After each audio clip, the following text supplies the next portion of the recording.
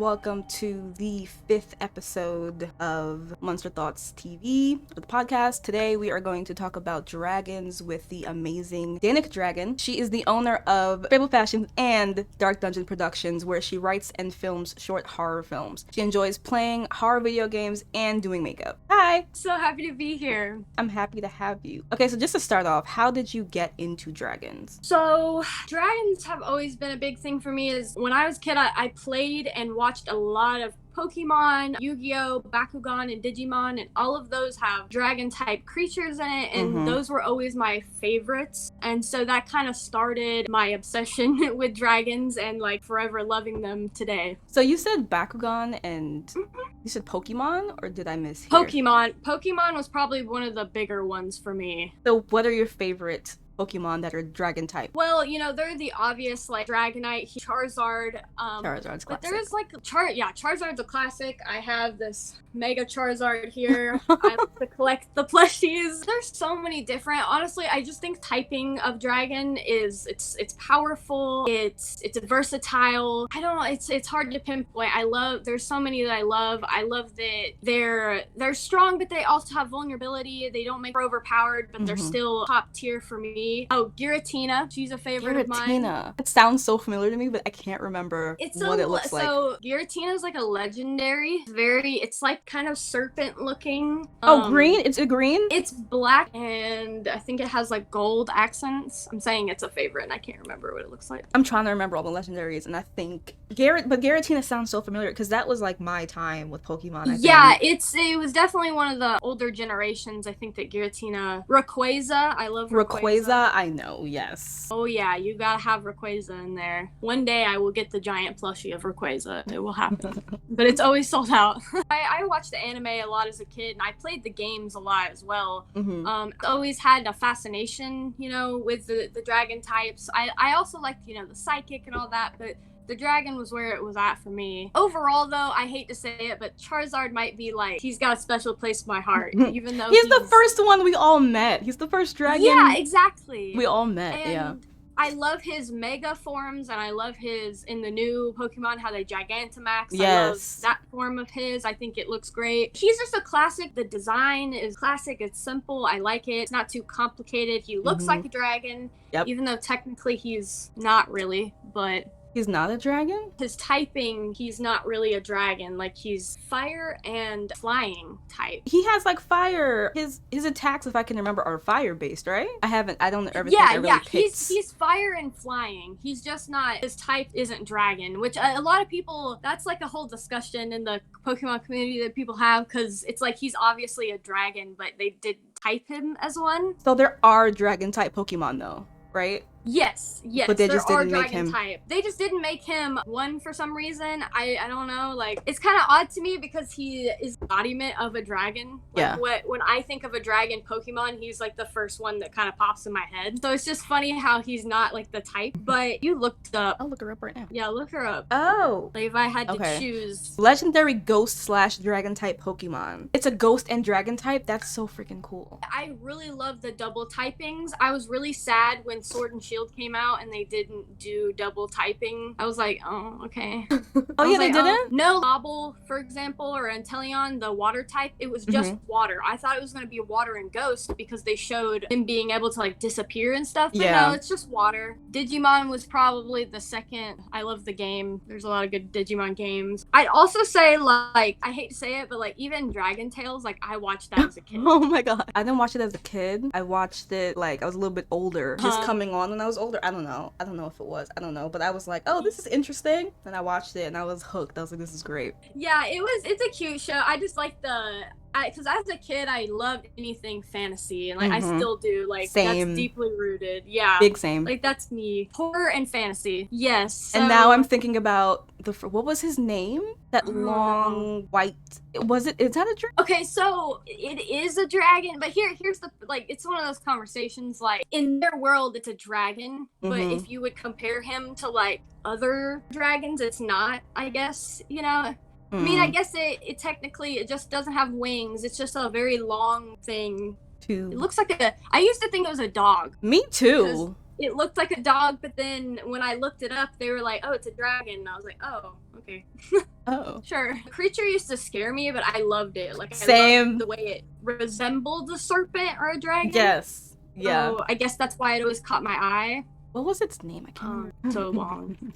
I don't remember its name. I don't either. Falcor. Oh my god, it's so Yes. ugly. It's so ugly. It is so ugly. It Oh looks my god, like it's hideous. a golden retriever that was like stretched out or something. It's hideous. Oh god, I'm It's scared. really bad. I'm Like- scared. Oh my like god. nightmare fuel. What did we watch back then as kids? Jesus. Okay, to Yes. date, what's your favorite depiction of a dragon in any medium? So that was a really hard question for me. Like, that was like I had to stare at that question for so long, because I do have a special place in my heart for Pokemon and even The Hobbit. I read those books as a kid, so Smaug. I love the way he looks, and the way he was described in the books. But I don't know if I can give you a straight answer. Do you have a favorite depiction? Oh god. I know, it's such a hard question for me. This is gonna be a terrible plug. Mine in my books. It's in your books. In my book? No, because I've always loved dragons. So when it came time to write my book, I'm like, when I was writing that the beginning of the first book, I'm like, am I gonna put dragons in here? And it was like, of course, I have to put dragons in here. Of course. But I'm like, should I make them talk? I did one scene where they didn't talk, and I'm like, this is boring. And I did another scene. When they talk. I did another scene where they talk and the talking fit. And then as you go in the series, you fit them into the world and stuff. But my dragons have to protect things, Yes, which is a big thing in the lore. But I changed it a bit, where there's a slew of dragons on the mountains next to a village in my series, and they protect that town. So instead of having gold or something, they protect that treasure. town. And then one dragon is made a pact with one of the vampires in the town to protect him only. Yeah, okay, yeah. And no, I like that actually, because I also like depictions of dragons being good, because in a lot of Western media, they are evil. They're bad. To me, dragons are just... I guess because I write about monsters as the protagonists, yeah, they're neutral, unless they need to be. Yeah, depending on their goal. I don't... And I like that way of thinking, because I do sometimes wish you would see more movies or books that get popular, even in The Hobbit, Smaug's technically the bad guy, because I agree, it's they're creatures, why would they be, you don't know if they're inherently, to me they would be kind of we're gonna mind our own business unless we have to do something. That's how I think of every monster. They're just doing whatever comes natural to them. Yeah exactly. And I really like that take, because it's kind of in, I'm sure you've seen in all the different vampire medias there's so many different, a lot of them they're depicted as bad, but some of them they're depicted as good or just normal people. But it's nice to see the flip of oh, they're just minding their own, they're just there, they're not trying to pillage the people. But did you think the portrayal of dragons in Game of Thrones or Lord of the Rings was accurate or justifiable to the monster or creature? Game of Thrones, I watched it, but I wasn't a diehard, fan of it. But I will say this, and I know this is a discussion that many people have had. So the dragons depicted in Game of Thrones, they are technically wyverns, because a wyvern is a type of dragon. Instead of a dragon that has 4 legs with wings, a wyvern's gonna walk on its winged leg, it has only 2 legs, and then his arms are his wings. That's the difference. And technically they are a wyvern. In the show, I don't think they ever really discussed that. But I also, I was telling you earlier that I've seen other people say that they felt the dragons, because of their size, that their wing size didn't make sense to the body. So it was almost they were off biology wise. But you have to be a dragon aficionado to really know that. Yeah, and I agree with that, because I think I feel there's always the argument of, in this story, if I call it a dragon, even though it might be different from other dragons, it's still, I guess, a dragon, because I'm saying it is in that universe. Yeah.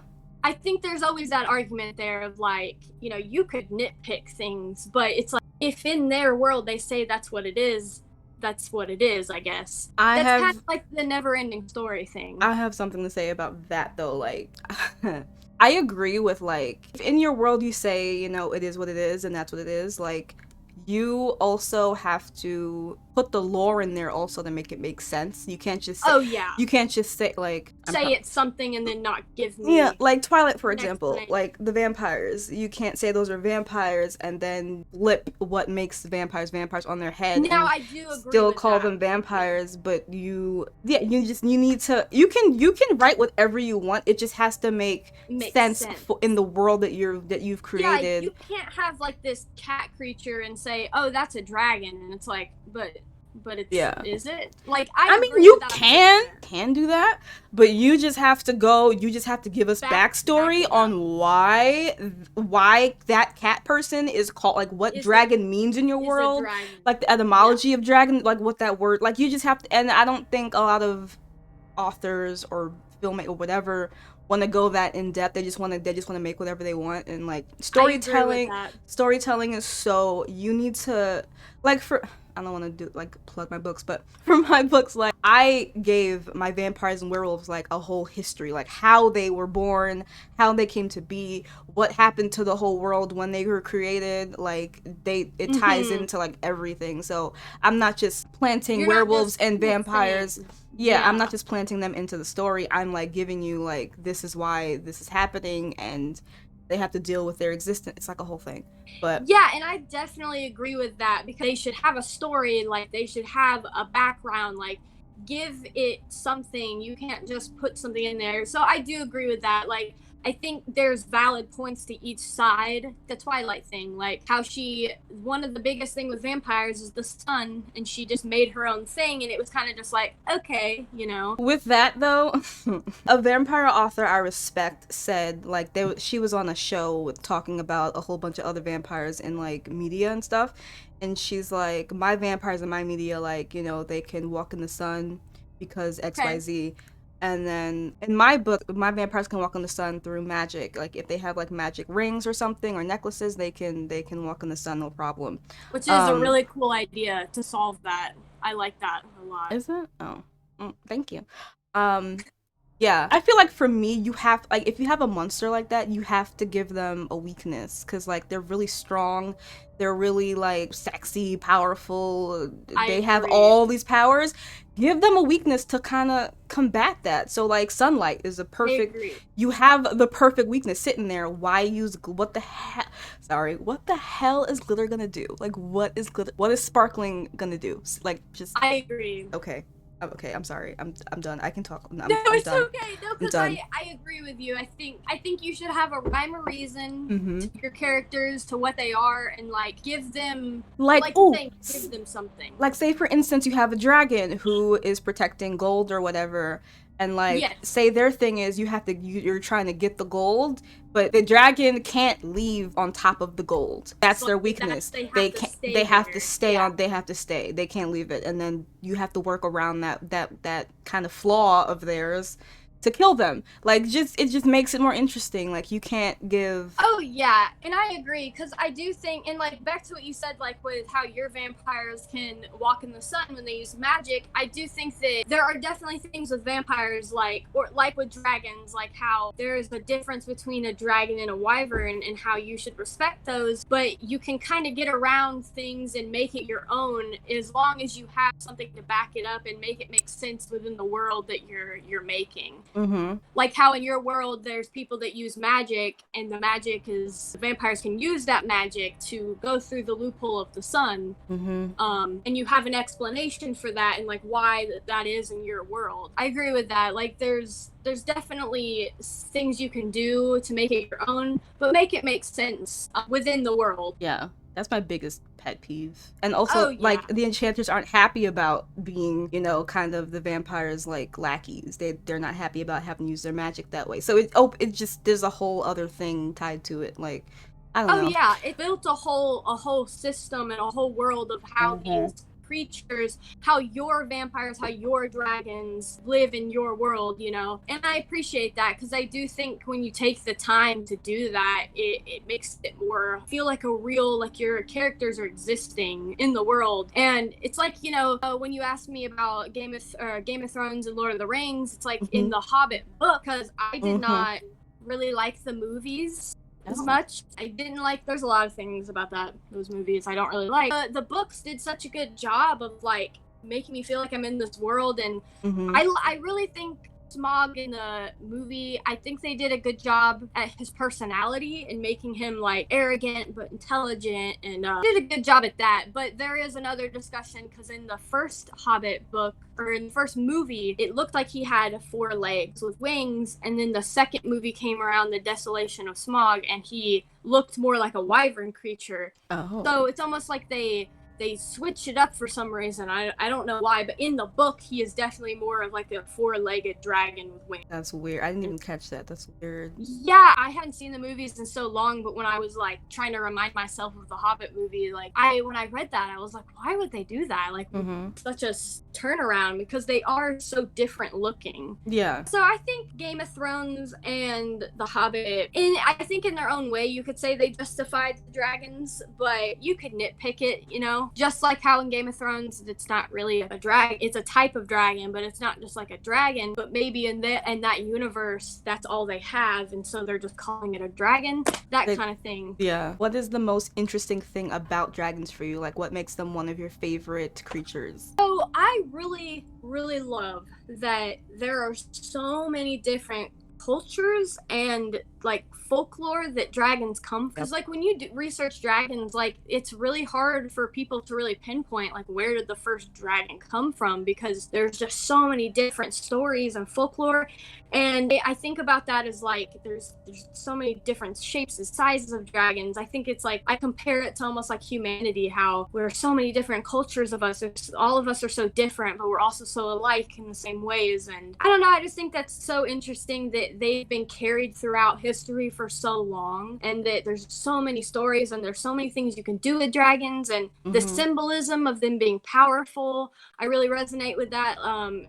It's helped me, like when like I brought up as a kid, like dragons have just always been such like an inspirational thing to me, because fantasy was such a big thing, and they kind of just fit in the fantasy world so well. So things like that really make dragons important to me, and I just think that they're the coolest, honestly, one of the coolest mythical creatures out there. Okay, what movie or game or television show featuring a dragon would you recommend to our listeners? Okay, so a game that I recommend. Now, there's a dragon in this, and there's a place. The main story isn't really surrounded by a dragon, but I love this game. There's this game called Okami, and you play as this wolf god right here. And the whole game is like about this demon. He's kind of dragon-like, but he's really not. He's a demon serpent. This demon comes and he puts darkness all over the world, and you are this wolf goddess reborn, and you have to basically get all your powers back from all these other gods, and you have to defeat the evil. And there is a water dragon in the game, and that's one of my favorite like places of the game. It's called the Dragon Palace, and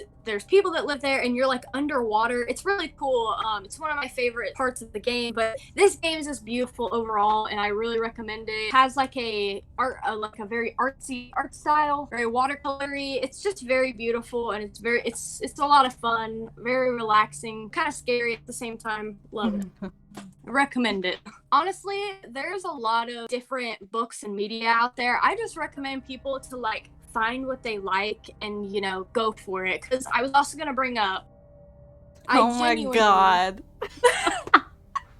I genuinely love the way your world is set up, and it has dragons in it, and I love that you took the time to not just to do all these different creatures, like you added dragons, because you know there's lots of times where in a lot of stories the dragon is like the only creatures cry tears of joy.